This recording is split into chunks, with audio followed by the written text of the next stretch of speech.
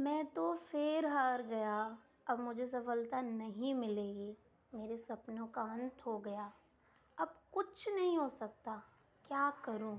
ऐसा सोचते हैं आप कभी-कभी? आता है ये ख्याल? तो रुकिए रुकिए, मुझे सुनते जाइए। सही राह पर हैं, फिर भी असफल हो रहे हैं। तो क्या करें? मान लें कि सफलता मिल ही नहीं सकती? तो मानने से पहले ये कहानी सुनिए, फिर डिसाइड करें कि हार मान लें कि सफल होने तक की कोशिश करें। हार मान लें या सफल होने तक कोशिश करें। तो चलिए शुरुआत करते हैं रवि की कहानी से, जो उसे कई असफलताओं के बाद सफलता मिली। रवि का एक सपना था बिजनेस शुरू करना, पर वो सोचता था कैसे करूं, क्या कर पाऊंगा, क्या मुझे इसके लिए कितनी बार असफल होना पड़ेगा। और ऐसा सोच के उसने एक बिज़नेस शुरू किया। उसने बिज़नेस शुरू किया कपड़ों का। जब उसने कपड़ों का बिज़नेस शुरू किया तो उसे कुछ महीनों बाद घाटा हुआ।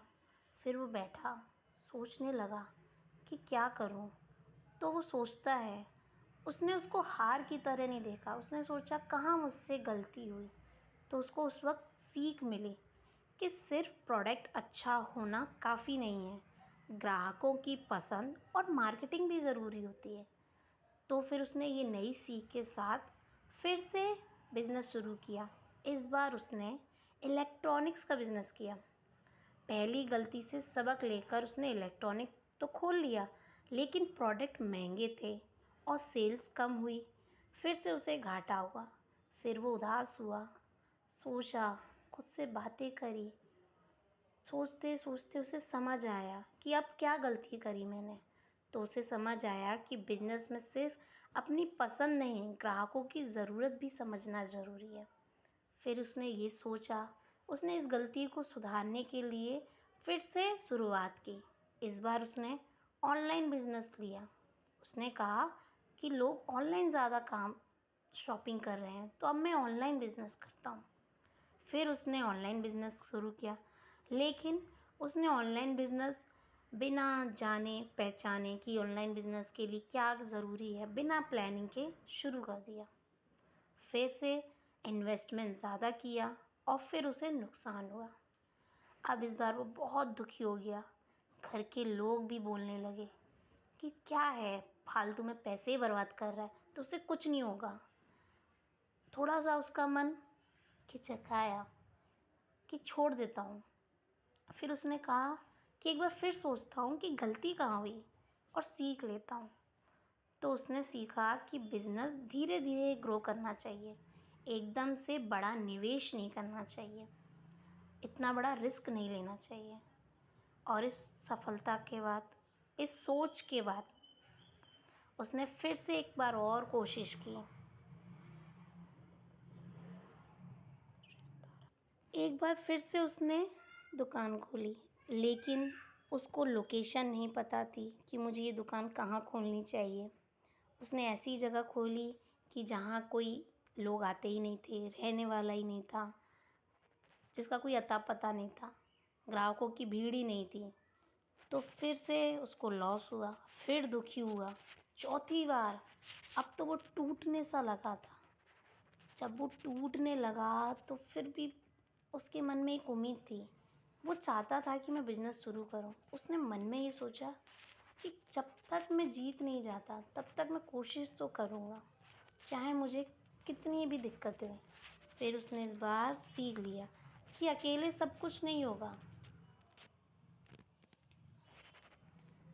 फिर उसने इस बार सीख लिया कि लोकेशन भी ज़रूरी है, टारगेट कस्टमर भी ज़रूरी है, कि मुझे दुकान ऐसी जगह खोलनी चाहिए कि जहाँ लोग आते हों।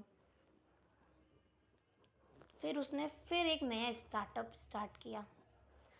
अब उसने टीम वर्क के साथ किया, पर टीम वर्क में मैनेजमेंट नहीं था। तो फिर से उसे नुकसान हुआ। वो भी चला, कुछ चला, नहीं चला, बट कुछ टाइम चलने बाद बंद हो गया।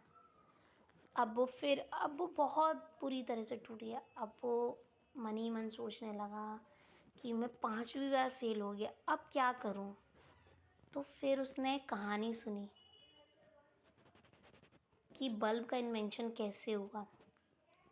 जब उसने सुना कि बल्ब के इन्वेंशन के लिए वो हज़ार बार असफल हुए, पर उनने ये कहा कि नहीं, मैं हज़ार बार असफल नहीं, हज़ार बार नए तरीके सीखे कि किन तरीक़ों से बल्ब नहीं स्टार्ट होते।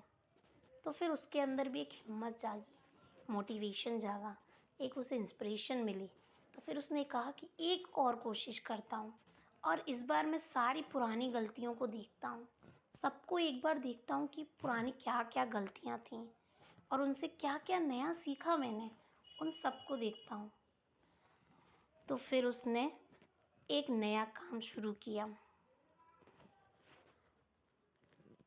अब उसने काम के लिए क्या किया, इस बार रवि ने सोचा एक नया बिज़नेस शुरू किया, कम लागत में किया, सही प्रोडक्ट का यूज़ किया, अच्छी मार्केटिंग ली, टीम अच्छी ली, सही टीम का उपयोग किया। साथ में उसने उस बिज़नेस को थोड़ा-थोड़ा इन्वेस्ट करा, धीरे-धीरे बढ़ाया, लोकेशन सही ली, टारगेट कस्टमर लिए, और उस तरीके से इस बार वो सफल हो गया। तो इस कहानी से हमें क्या सीखने को मिला कि वो 5 बार हारा, पर उसने हिम्मत नहीं हारी। उसने हर बार देखा कि मैंने क्या गलती की। इसीलिए जब भी आप असफल हो रहे हैं, तो आप हमेशा ये देखें, उससे सबक लें कि आप क्या गलत कर रहे हैं, कहाँ गलती हो रही है, उस गलती को सुधारें, गलती को सुधारने की कोशिश करें, और साथ में सोचें कि क्या नया कर सकता हूँ। दूसरा, ये नहीं सोचें अब नहीं, अगर आपने ये कहा कि अब नहीं, तो समझ लीजिए कि फिर कभी नहीं। सबसे बड़ा कारण, खुद पे भरोसा रखें कि हाँ, मैं कर सकता हूँ।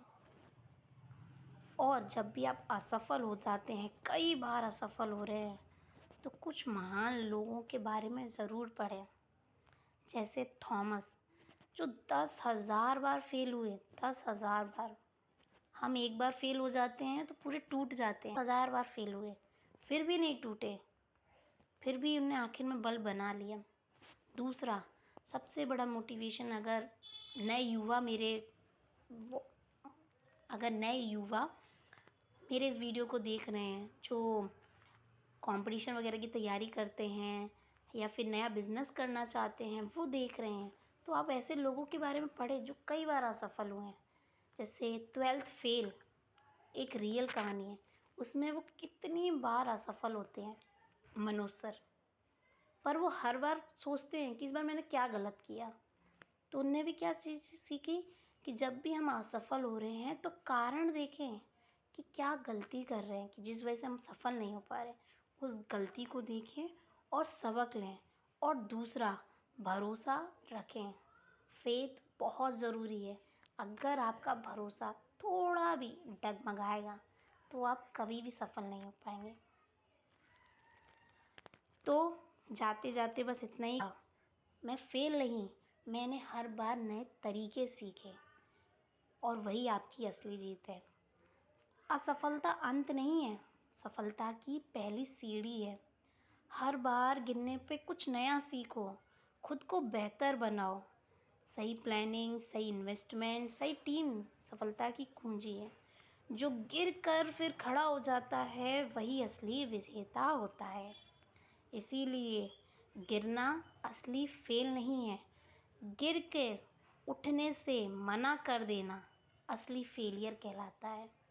गिरना असली फेलियर नहीं है, गिरना असली फेलियर नहीं है, गिरकर उठने से मना कर देने वाला असली फेलियर होता है। अगर आपको मेरी वीडियोस अच्छी लगती हैं तो लाइक करें, कमेंट करें, चैनल को सब्सक्राइब करें। ना भी करें चलेगा, पर देखने ज़रूर आते रहें वीडियो को। धन्यवाद।